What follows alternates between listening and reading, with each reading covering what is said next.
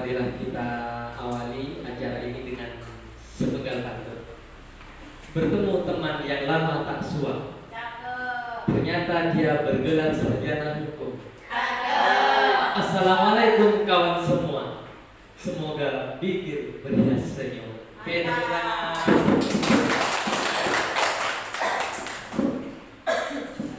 Baiklah Bapak Ibu sekalian,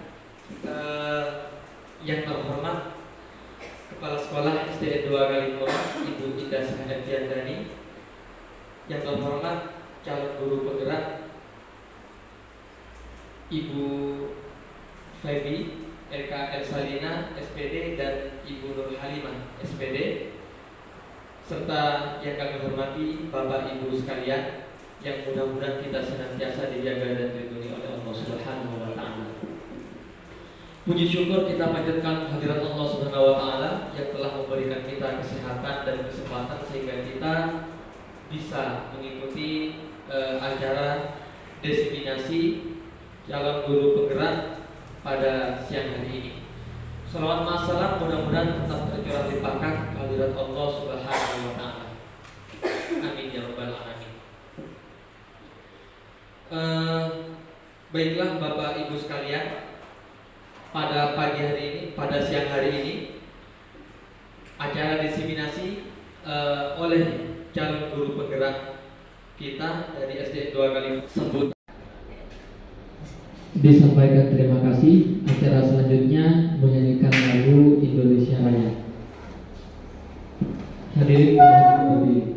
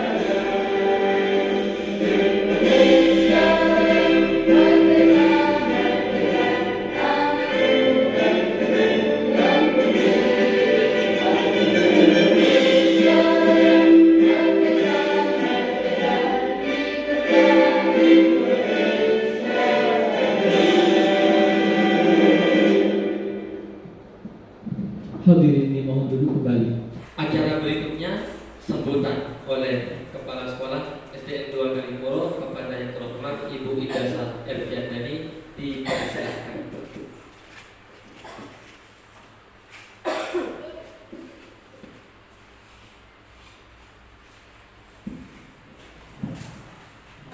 Bismillahirrahmanirrahim. Assalamualaikum warahmatullahi wabarakatuh. Yang kami hormati Bapak Ibu Guru SDN 2 Galimoro, super khusus kepada Ibu Febi dan Ibu Nur Halimah yang pada hari ini melaksanakan diseminasi calon guru penggerak angkatan 9. Terima kasih kami ucapkan kepada Bapak Ibu Guru semua yang telah hadir memenuhi undangan guna ikut mendukung kegiatan Ibu Febi di tempat yang cukup sejuk ini. Salawat serta salam semoga tetap tercurah limpahkan kepada junjungan kita Nabi besar Muhammad SAW. Semoga kita kelak akan mendapatkan syafaat dari beliau. Bapak Ibu guru yang kami hormati, acara diseminasi ini marilah kita sebagai acuan Bapak Ibu, khususnya kepada teman-teman yang belum mengikuti kegiatan Jalan Guru Penggerak. Mudah-mudahan dengan kegiatan ini bisa menjadi acuan untuk Bapak Ibu guru sehingga tidak lagi merasakan misalnya kalau kemarin sepertinya di antara takut iya dan tidak karena mungkin masih takut pada bayangan, takutnya tidak bisa, takutnya tidak bisa. Nah, oleh sebab itu untuk kegiatan yang sudah sekian lama kita laksanakan ini mungkin bisa kita jadikan acuan sehingga Bapak Ibu guru tidak perlu merasa ragu lagi untuk mengikuti ini seleksi ya, utamanya seleksi dulu, seleksi calon guru penggerak, karena di sini sudah ada Bu Febi dan ada Bu Nur Halimah, mungkin nantinya bisa membantu Bapak Ibu dalam kegiatan yang akan dilaksanakan. Mungkin itu yang bisa saya sampaikan, kurang lebihnya saya mohon maaf. Saya akhiri wabillahi taufiq wal hidayah. Wassalamualaikum warahmatullahi wabarakatuh.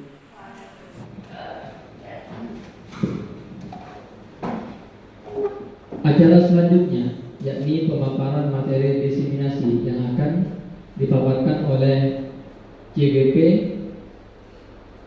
atas nama Ibu Nur Halimah SPD. Kepadanya dipersilakan.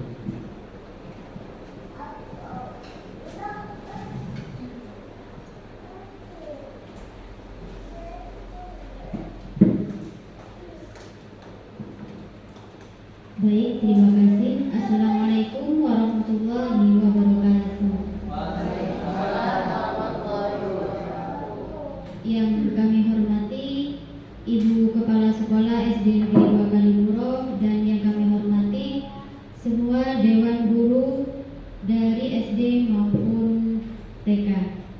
Nah, pada kesempatan kali ini saya mengucapkan banyak terima kasih karena telah meluangkan waktunya kepada kami untuk melaksanakan diseminasi modul 1.4 tentang budaya positif. Bapak dan Ibu, di sini saya akan memaparkan budaya positif diseminasi modul 1.4 yang akan dibawakan oleh saya sendiri, yakni Nur Halimah SPD, calon guru penggerak angkatan 9 Kabupaten Banyuwangi. Pendidikan guru penggerak angkatan 9, fasilitator Bapak Denny Yulikatwanto, pengajar praktek Ibu Lulu Haryanti, calon guru penggerak saya sendiri yaitu Nur Halimah. Di sini saya punya satu pantun ya Bapak Ibu. Sakit perut jangan ditahan. Karena banyak makan makaroni. Puji syukur kepada Tuhan, kita bertemu di acara hari ini. Oke, terima kasih. Kita breaking dulu ya Bapak Ibu karena suasananya sudah siang. Jadi supaya kita itu tidak loyo atau tidak merasa capek dengan keadaan suasana yang panas, monggo Bapak Ibu bisa berdiri atau bisa keluar dari tempat duduknya. Monggo secara bersama-sama.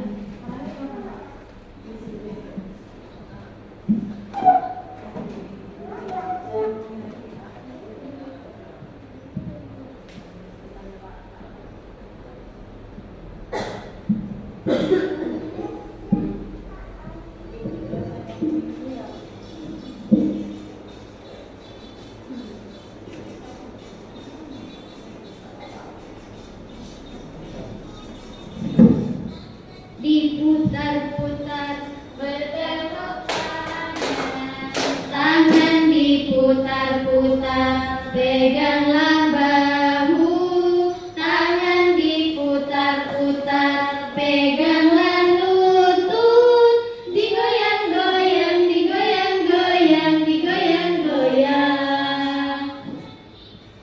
Putar bertepuk tangan, tangan diputar-putar, peganglah bahu, tangan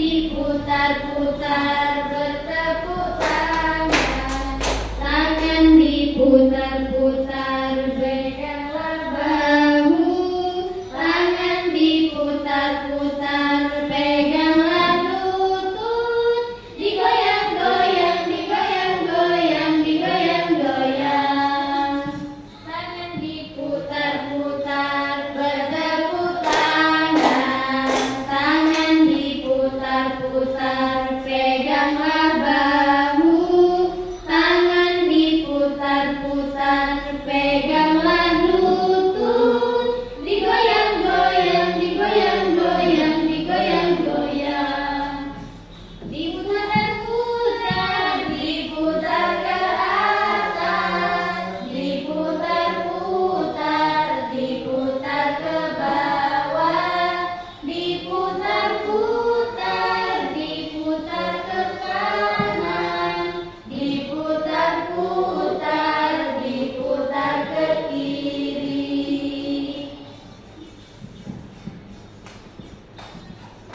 Sudah, terima kasih Bapak Ibu. Nah, suasananya panas, jadi semakin panas kita semakin berkeringat.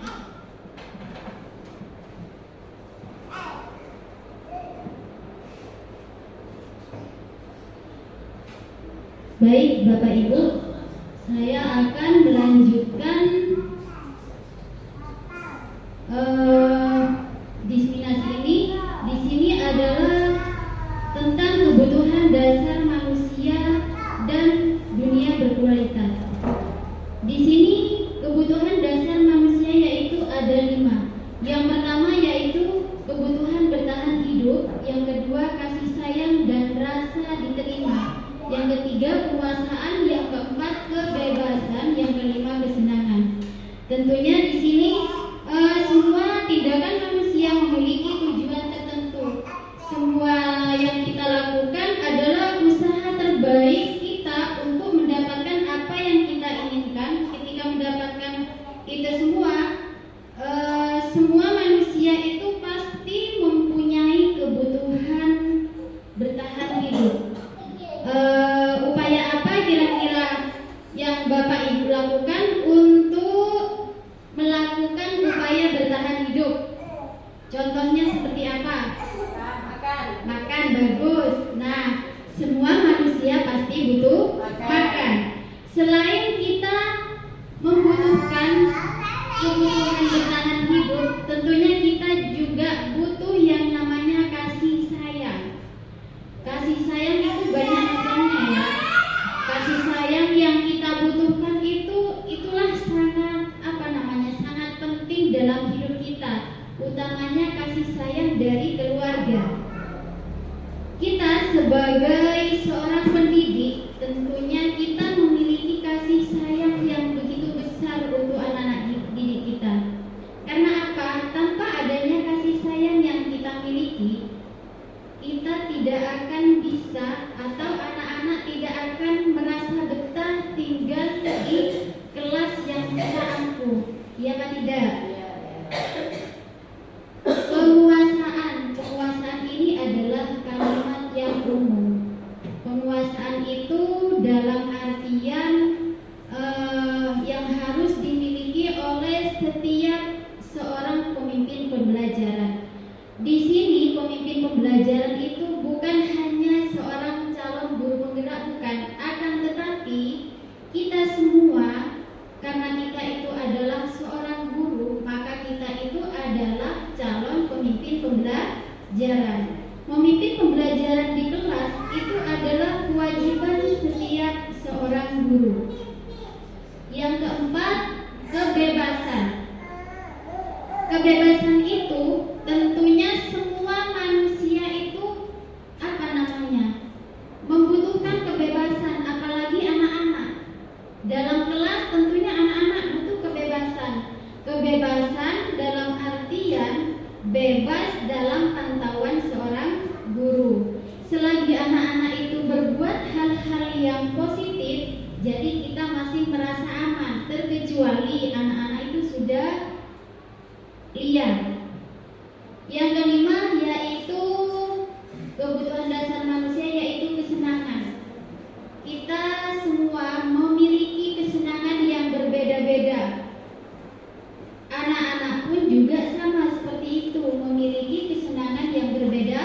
berbeda. Ada yang sukanya main seperti ini, ada yang sukanya ini, ada juga mereka tidak suka dengan perbuatan teman yang satunya. Dari beberapa anak itu dia memiliki kesenangan yang berbeda. Tentunya itu semua tumbuh dari pikirannya sendiri.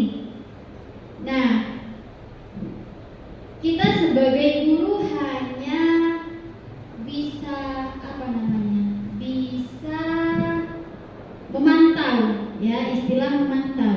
Nah, di sini Bapak Ibu, apakah guru pengontrol murid? Tentu jawabannya Ya. iya atau tidak. Ya. Kita sebagai pengontrol murid. Nah, pada dasarnya kita tidak dapat memaksa murid untuk berbuat sesuatu jikalau murid tersebut memilih tidak melakukannya.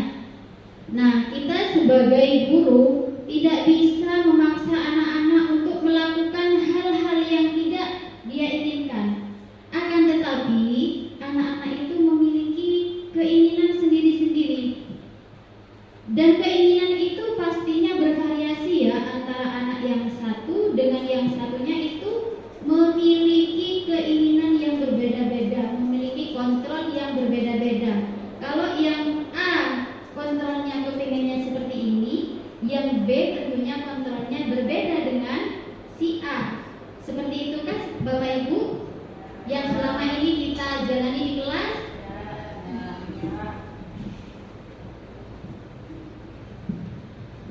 Di sini psikiater dan pendidik dari William Glasser dalam kontrol teori yang kemudian hari berkembang dan dinamakan just teori, meluruskan beberapa miskonsepsi tentang makna kontrol, ilusi guru mengontrol murid, ilusi bahwa orang dewasa memiliki hak untuk memaksa, ilusi bahwa kritik dan membuat orang merasa bersalah dapat menguatkan karakter. Yang keempat, ilusi bahwa semua penguatan positif, efektif, dan bermanfaat. Jadi di sini ilusi guru mengontrol murid itu adalah suatu hal yang mestinya kita miliki, walaupun tidak sepenuhnya kita harus menekan murid. Ilusi bahwa orang dewasa memiliki hak untuk memaksa. Kita sebagai orang dewasa, kita tidak bisa memaksa kehendak murid. Jika memang dia itu tidak mau melakukan hal yang tidak dia inginkan, tentunya kita harus bisa mengimbangi. Karena apa? Mereka sudah memiliki kepercayaan diri yang tumbuh dari dalam hatinya.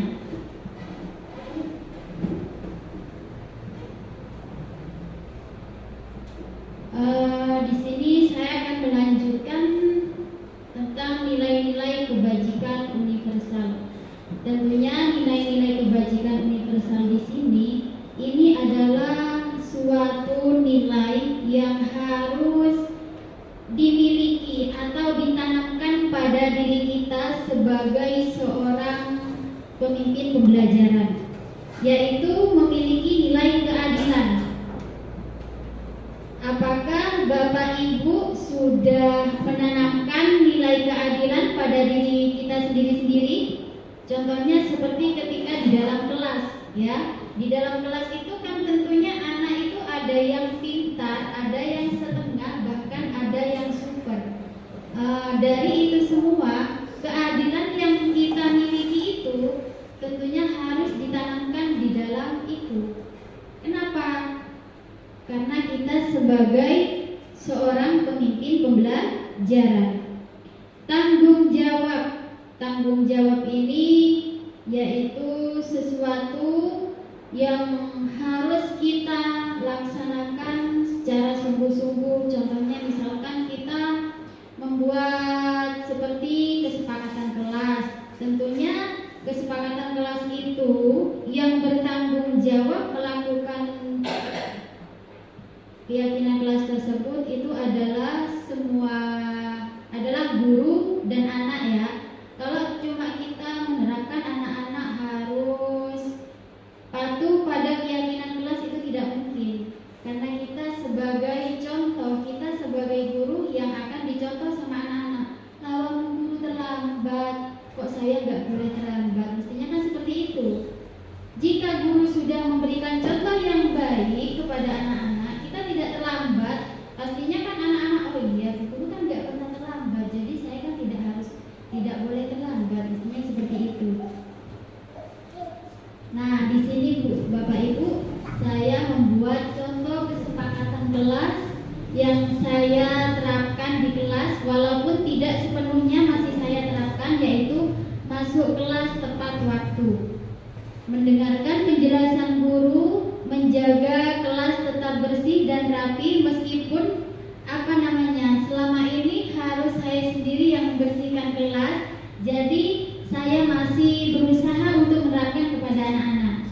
Bicara yang sopan dan baik. Bicara yang sopan dan baik ini tentunya kita terapkan untuk anak didik kita mulai sejak dini. Karena apa? Daya ingat anak itu mulai sejak dini itu adalah daya ingat yang paling kuat, selamanya akan tetap diingat. Oh iya, katanya guru seperti ini. Makanya ada istilah, kalau masih kecil, usia masih kecil itu diibaratkan kita mengukir di atas batu. Kalau sudah dewasa, belajar di waktu dewasa, diibaratkan kita mengukir di atas air. Kenapa ada istilah seperti itu? Mungkin ada yang bisa menjawab?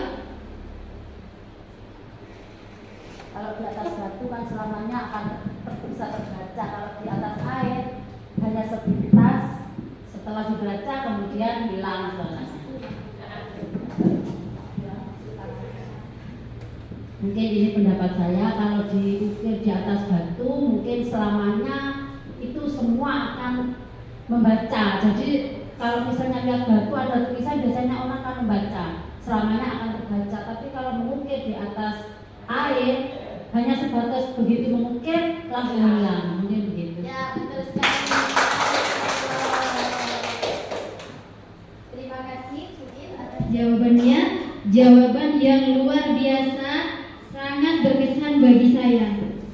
Nah, di sini ya, Bapak Ibu guru, di sini sebagai pemimpin pembelajaran merupakan sebuah keterampilan atau kompetensi yang sangat diharapkan bagi kita sebagai pendidik. Namun hal tersebut tidaklah mudah.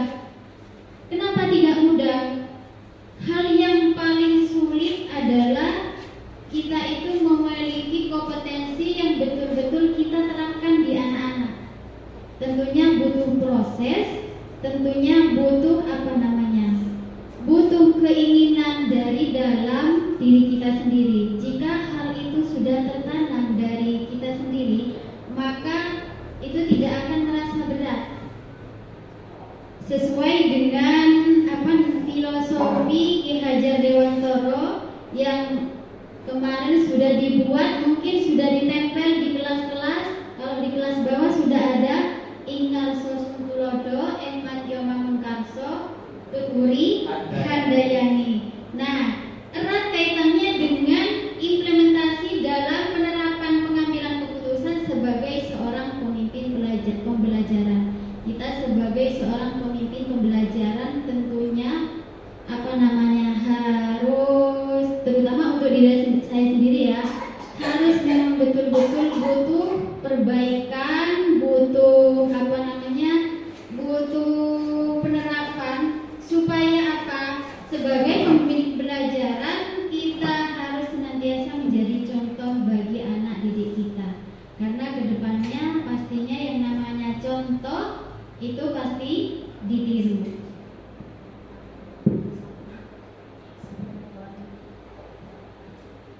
Apakah mendisiplinkan anak-anak? Apakah mendisiplinkan anak adalah bagian yang paling menantang dari pekerjaan kita.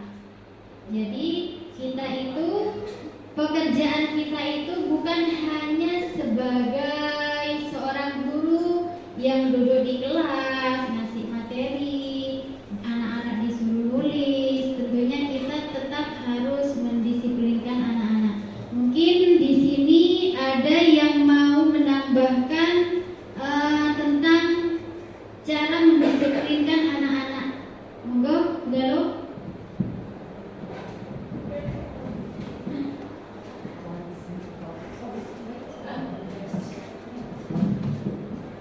Ya, terima kasih.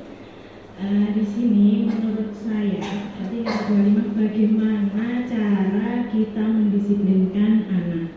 Yang pertama menurut saya ya kita harus tidak bosan-bosannya terus-menerus mengingatkan anak-anak. Jangan lelah mengingatkan anak-anak untuk disiplin. Nah, yang berikutnya dalam pendidikan itu ada 3 pondasi yang paling utama, yaitu guru, murid, sama orang tua. Jadi kita juga harus memberikan tambahan pengarahan juga bagi orang tua agar di rumah itu dibimbing, diingatkan untuk kedisiplinan di rumah dan di sekolah. Terima kasih. Baik, terima kasih kepada Bu Galuh. Selanjutnya mungkin masih ada yang mau menambahkan. Monggo dari Bu Febi.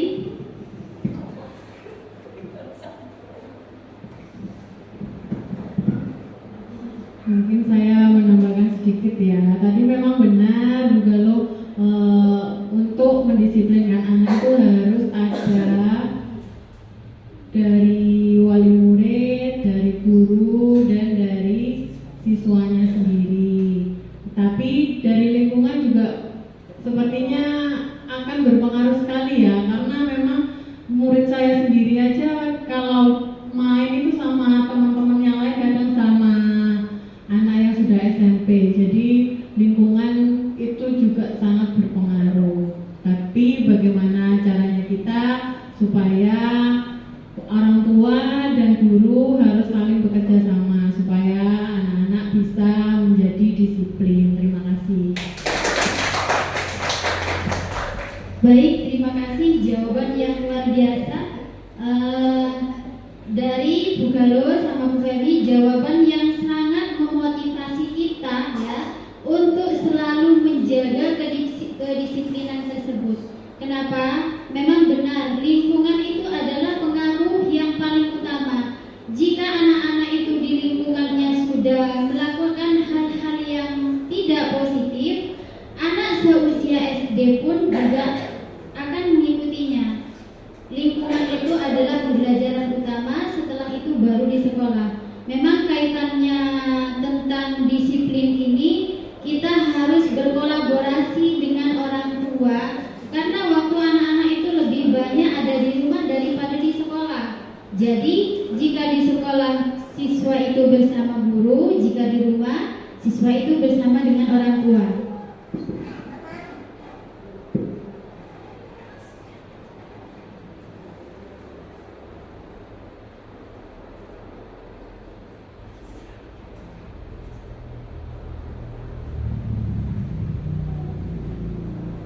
Tujuan dari disiplin positif.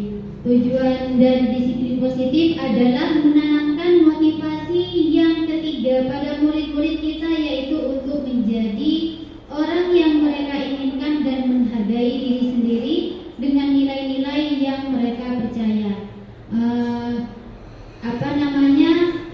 Motivasi itu adalah kunci utama yang kita lakukan untuk murid-murid kita. Kenapa? Tanpa adanya motivasi dari kita, tentunya anak itu akan merasa lemah. Ada yang sebagian semangat tanpa motivasi kita, tapi di sebagian besar itu harus dengan motivasi seorang guru. Anak-anak itu jika sudah menghargai dirinya sendiri, maka ia akan lebih mudah untuk menghargai orang lain. Akan tetapi jika anak itu sudah tidak bisa menghargai dirinya sendiri, maka dia akan sulit untuk menghargai orang lain.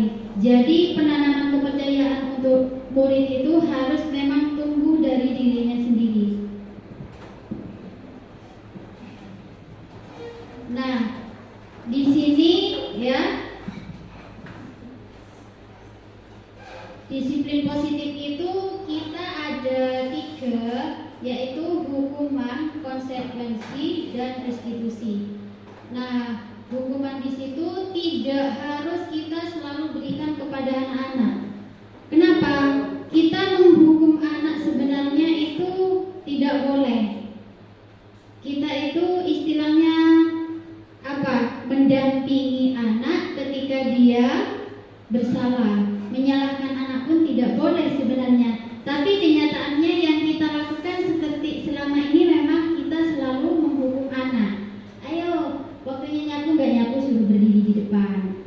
Waktunya bersih-bersih nggak mau bersih-bersih suruh ngaduk tiang bendera.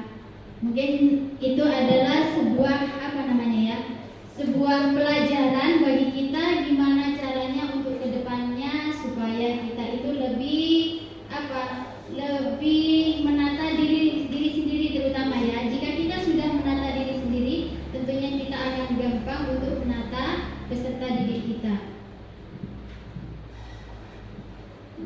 Pembentukan keyakinan kelas tadi sudah saya paparkan melalui poster yang saya tampilkan. Nah, di sini saya hanya akan istilahnya menguatkan. Keyakinan kelas bersifat lebih abstrak daripada peraturan yang lebih rinci dan konkret. Keyakinan kelas berupa pernyataan universal. Pernyataan keyakinan kelas senantiasa dibuat dalam bentuk positif. Nah, bentuk positif itu contohnya seperti tadi, datang masuk kelas tidak terlambat, membersihkan kelas sesuai dengan jadwal piket. Keyakinan kelas hendaknya tidak terlalu banyak sehingga mudah diingat dan dipahami oleh semua warga kelas. Tentunya untuk peserta didik kita memang tidak harus banyak, akan tetapi mudah diingat oleh anak-anak kita. Karena apa? Jangankan anak-anak, saya sendiri kadang banyak lupanya. Apalagi anak-anak yang selalu banyak bermain, tentunya kita ketika membuat keyakinan kelas itu, di samping kita kasih kasih gambar, tentunya kan yang diingat gambarnya. Kalau anak saya di kelas 1 itu tidak mungkin bisa membaca apa itu, pastinya seperti itu. Akan tetapi jika sudah melihat gambar yang saya paparkan, oh iya, saya harus menyapu di kelas, saya harus datang tepat waktu, saya harus mendengarkan ketika guru menerangkan. Semua warga kelas hendaknya ikut berkontribusi dalam pembuatan keyakinan kelas lewat kegiatan curah pendapat. Jadi ketika membuat keyakinan kelas itu tidak hanya difokuskan atau dipusatkan kepada guru saja, tidak. Kalau dipusatkan kepada guru saja, tentunya itu bukan berupa keyakinan kelas, akan tetapi menjadi peraturan kelas. Kalau keyakinan kelas itu kita buat secara bersama, kita jalankan secara bersama-sama, terus kita laksanakan sesuai dengan kesepakatan yang telah dibuat di kelas tersebut. Bersedia meninjau kembali keyakinan kelas dari waktu ke waktu. Nah, bersedia meninjau dari waktu ke waktu, keyakinan kelas itu bisa kita rubah dalam jangka waktu tertentu sesuai dengan kelas kita sendiri-sendiri. Misalnya saya ini dalam jangka 2 bulan saya rubah keyakinan kelas seperti ini, tapi bukan berarti kita melupakan keyakinan kelas yang kemarin. Istilahnya seperti menambahkan seperti ini.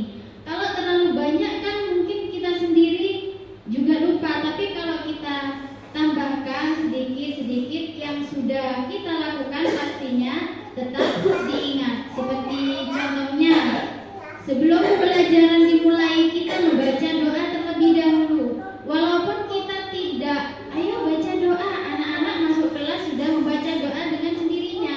Besoknya ditambah lagi, misalkan membaca istighosa, anak-anak tanpa disuruh dia sudah membaca sendiri.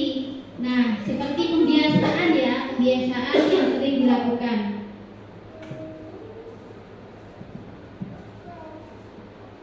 Posisi kontrol. Posisi kontrol di sini yaitu penghukum, pembuat, rasa bersalah, teman, pemantau, atau manajer. Nah, posisi kontrol di sini, kita di sini sebagai pemimpin pembelajaran. Kira-kira yang cocok untuk kita sendiri memilih yang mana kira-kira? Manajer. Kenapa pilih yang manajer? Ada yang tahu dengan alasannya?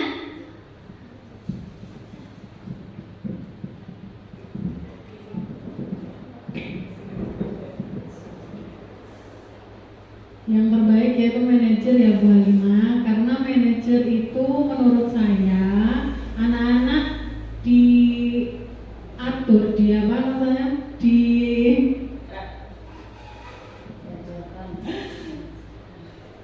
anak-anak itu nanti dijalankan sesuai dengan aturannya. Jadi anak-anak yang menemukan pemecahan masalahnya sendiri, seperti itu.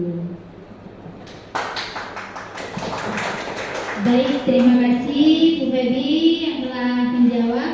Nah, betul sekali Bapak Ibu, kita di sini sebagai pemimpin pembelajaran memang cocoknya kita itu adalah menjadi seorang manajer.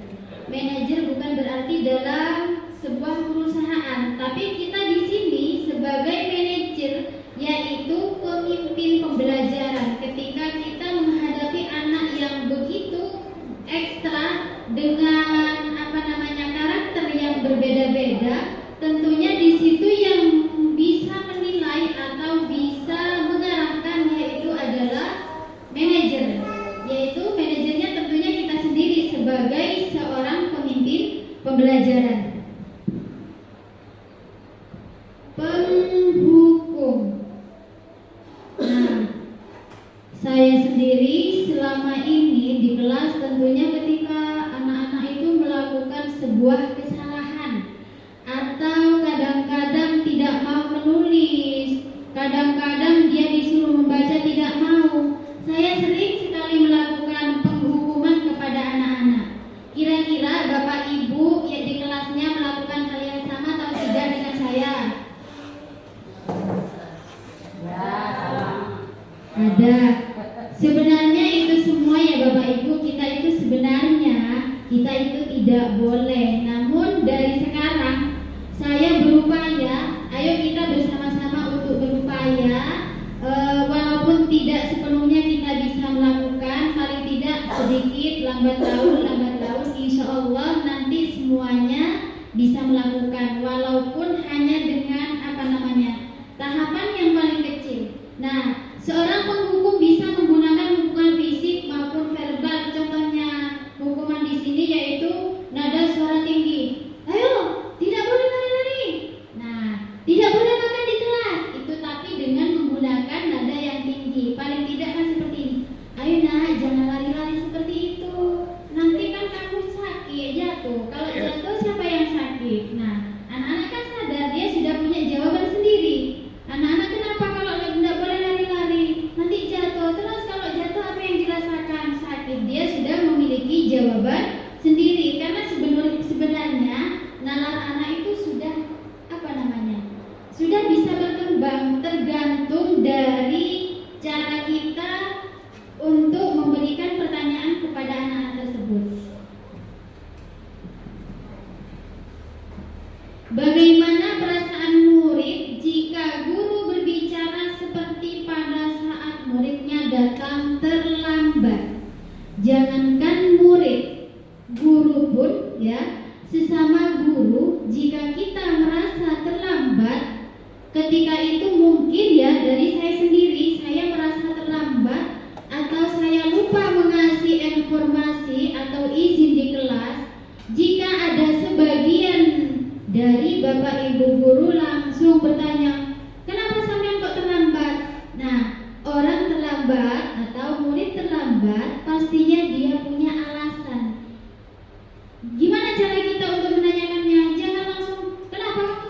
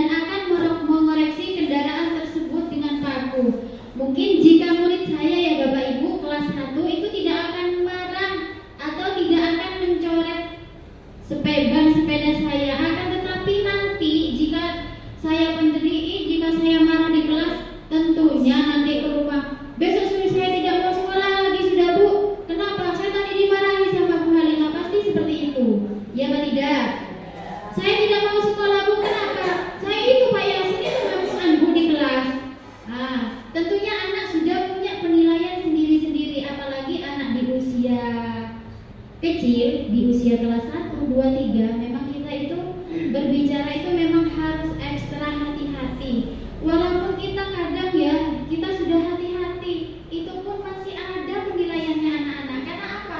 Kita adalah sebagai manajer. Yang namanya manajer tadi kita harus siap menanggung segala risiko atau segala kritikan, baik itu dari peserta didik, teman sejawat ataupun orang lain. Nah, kita sebagai sebagai orang yang dikritik, tentunya kita tidak harus marah. Boleh marah, tapi kan kita harus seperti ini dulu. Iya ya, berarti saya yang salah. Berarti kita harus introspeksi terlebih dahulu. Apa iya saya ini keras di anak-anak? Kan seperti itu. Karena apa? Anak kelas 1, kelas 2, walaupun dia tidak bisa menggunakan bahasa yang sempurna, dia sebenarnya religius. Dia itu pemikirannya sangat besar, daya ingatnya sangat kuat. Mungkin dia seperti itu ke orang tuanya karena apa? Dia sebenarnya sakit hati dengan dimarahi gurunya. Cuma dia mau ngomong ke gurunya, mungkin nanti, guru, kenapa bu guru seperti itu? Dia takut tambah dimarahi. Pastinya anak-anak ketika dimarahi, dia mau mau membalikkan kata-katanya bu guru, dia nggak berani sebenarnya. Tapi dia sebenarnya sudah punya jawaban, punya pertanyaan sendiri. Makanya akhirnya lemparan yang dia ungkapkan itu ke orang tua. Karena saya sendiri sudah banyak mendapatkan masukan-masukan dari wali murid saya. Ini loh, kenapa saya bisa berkata seperti itu? Karena saya itu belajar dari pengalaman. Wali murid bilang seperti ini, katanya gini, oh iya. Bukan saya terima saja. Karena apa? Saya sebagai seorang guru, tentunya saya ya harus introspeksi diri. Karena apa? Kita itu kan sebagai pelayan untuk anak didik. Pembuat rasa bersalah.